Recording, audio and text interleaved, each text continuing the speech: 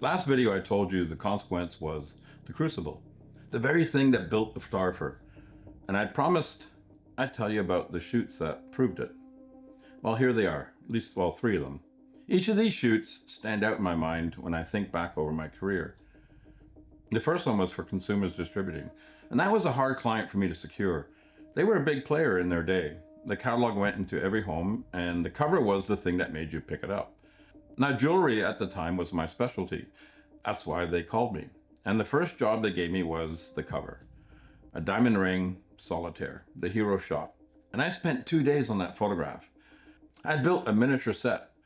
I was shooting it on an 810 camera, and the ring took up a good part of that frame. And in the background, I'd built these Venetian blinds out of plastic strips. And I had light pouring through them, so it was soft, atmospheric. The whole thing had a feel, a mood that I really liked. And they came in to look at the Polaroid, loved it, absolutely loved it. The art director is smiling, the client's happy. The final film was great, everybody loved it. And I'm thinking, okay, that job's done. I just landed a long-term relationship with one of the biggest catalog companies in the country. And then, oh, by the way, here's the photo shoot ring. The ring I'd been shooting for 2 days was the real deal. What they wanted on the cover was a stand-in, a prop made to look like the real thing, except 3 or 4 times the actual size. So you could see even more of the detail. So the facets would catch the light at a scale the camera could read more clearly. Right? The real diamond was tiny by comparison. And they wanted the exact same shot, the same composition, the same light, the same mood, same everything. But with a subject that was now 3 to 4 times the size. Now here's what the art director really didn't understand. When you change the size of the subject, especially at that scale, you change everything. The distance from the lens, the depth of field, the way the light wraps, the relationship between the ring and the blinds in the background, the whole optical geometry of the frame shifted. You can't just swap the ring and call it done. But that's what they expected. They already had approved the shot. They already had fallen in love with it.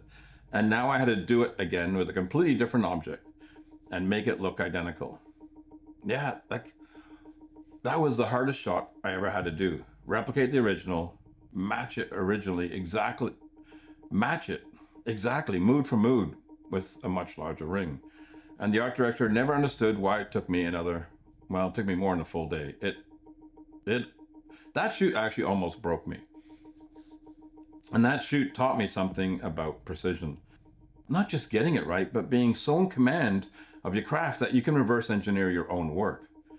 Deconstruct what made the first image sing. Yeah, and then rebuild it from scratch with a different subject. Under pressure, while the client waits and doesn't grasp why it's hard. And then the second shoot was, it was an ad for Eaton's bedding. And it was a really fun shoot. Right? It was a 2-wall set. It was a bedroom set. We used 2 walls. And we would just build everything with wall flats. And it had the bed, side table, lamp, and a window on the one side. And through the window, we painted, we had a blue sky behind the window, just a painted backdrop in the distance. So it looked like a summer morning somewhere. And the curtains was really the trick. Eaton's wanted them to look like there was a breeze blowing through the window. But this is 810 film under hot lights. I mean, the exposure was at least 30 seconds plus. And the curtains can't actually move. So we hung them with fishing line, and we used clear pieces of acetate to keep a nice billowing curve. And it took the stylist we put a lot of work into getting it to look like it was actually flowing in the breeze. We really tried to build the illusion of wind frozen. And then on the bed was fresh croissants, orange juice. It was a fun shoot. Coffee on the side table. The whole thing felt like you'd just woken up in a cottage. Early morning light pouring through, warm, soft, beautiful. And I was really happy with it. And the client loved it. And then 2 days later, the shot's gone to the client. I'm already on the next job, and a receptionist at Eaton's looks at the photograph and just nonchalantly says in passing, the window's closed. The window was shut. So the manager calls me to the office. We got to reshoot. And I'm like, why? And he says, well, the window was shut. And I'm standing there thinking, it wasn't shut. It wasn't shut because there was no glass in the window. The physical frame was there. The frame was always there. And none of us, not me, not the stylist, nobody on set ever saw that. because in our heads the window was open. The breeze was blowing, the curtains were billowing, and that's what we were making. That's what we saw. What we didn't see was the window frame closed, right there in the photograph, for anyone with fresh eyes to notice. And of course, you couldn't retouch it. That was film. There was no clone stamp, no content aware fill, no fix it in post. The shot had to be rebuilt, right? The whole set reloaded, the lights reset, the croissants, props, the works. The fishing line retied, everything from scratch, no option. That receptionist probably never thought about it again. She glanced at a photograph, said one sentence, and walked away. She had no idea she'd just cost the studio thousands of dollars and 3 days of work. But she also had no idea she'd just taught me a lesson I'd carried for 30 years. See, that shoot taught me about what you don't see. When you're deep in the work, really deep, hours in, everything dialed in, focused, you're looking at what you're making, not looking at what's actually there. Right? And on film, once you pulled the dark slide, you got what you got. Fresh eyes see the thing you've been blind to, and sometimes the fresh eyes belong to a receptionist. And the last shot that really stands out was an opportunity when I worked at the studio I was in this large studio with 30 photographers. And when you've got that many shooters under one roof, you really got niched down, sometimes by your choice and sometimes not. You specialized hard. Mine was crystal, china, silverware, jewelry, and food. And all the high-end food stuff, I loved it. Every food shot that came through that door, I pretty much got. And I absolutely loved all of it. Give me a plate of something beautiful and a set of lights, and I was happy. But then this shot came in. Sony, the manufacturer itself, they wanted a photograph of a Mercedes they had. And it was one the sales rep took around. And this wasn't just any Mercedes. This car was their car they used to tour a massive Hollywood camera. And the camera was worth pretty much more than the Mercedes was. And the trunk was specially fitted to hold all that gear. Custom everything. And I'd never shot a car. And at the time, shooting a car was kind of like the pinnacle of the product photography world. It was a thing you aspired to. It was big, it was complex.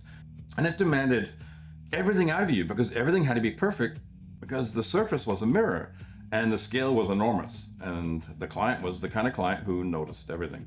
So I volunteered.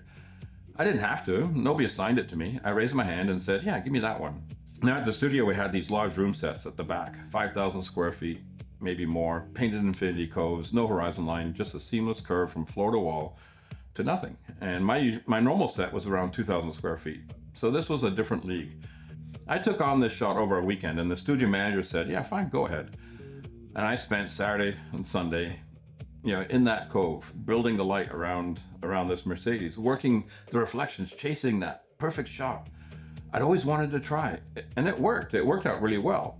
The shot was great, but here's what I really remember about that weekend.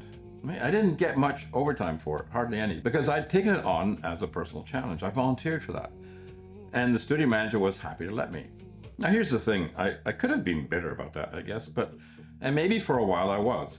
But looking back, that shot taught me something the diamond ring and the bedroom window didn't. Sometimes you can take on the shoot because it's important to you. Not because it pays or because the client demands it, simply because there's a thing you've always wanted to do and the opportunity arrives. And so you raise your hand, even when the overtime wouldn't cover the pizza you ordered to the set. See, that shoot taught me about the consequence I chose. The internal kind, the voice that says, yeah, I want this one. I don't care what it pays. I really want to know if I can do it. So what does all this mean? Right? 3 shoots, 3 kinds of consequence. The diamond ring was about precision, being so in command of your craft that you can reverse engineer your own work while the client waits and doesn't understand why it's hard. The bedroom window was about what you don't see, the frame that was physically there and nobody noticed it because your brain had already decided, yeah, the window was open. Now the Mercedes was about something else entirely, right? Consequence that you choose, the internal kind, the one you assigned, even when nobody is paying for it. You raise your hand because you needed to know. None of these lessons came from a screen. The screen doesn't teach you to reverse engineer your own work. It lets you save the preset and apply it next time. The screen doesn't teach you what's actually there. It lets you fix it later. And the screen sure as hell doesn't teach you to chase something just because it's important to you, because the screen makes everything easy, and easy things don't ask you to prove anything to yourself. So the old Crucible had 3 chambers. external pressure, perceptual honesty, personal standards. The first one's gone. The second one's been softened to the point of near irrelevance. The third one, that one's still available, but you have to choose it. Nobody's going to assign it to you. Nobody's going to pay you overtime for it. The studio manager will say, fine, go ahead. And then he'll lock up and go home. But you'll know you took the shot because it made a difference. And 40 years later, it'll still be one of the ones you remember. Tell me about yours. The shoot you took not because it paid or because anyone asked, but because you needed to know you could do it. That's the crucible you can still walk into. So tell me about it in the comments. I'm Ferdinand, and welcome to the wrong side of the camera.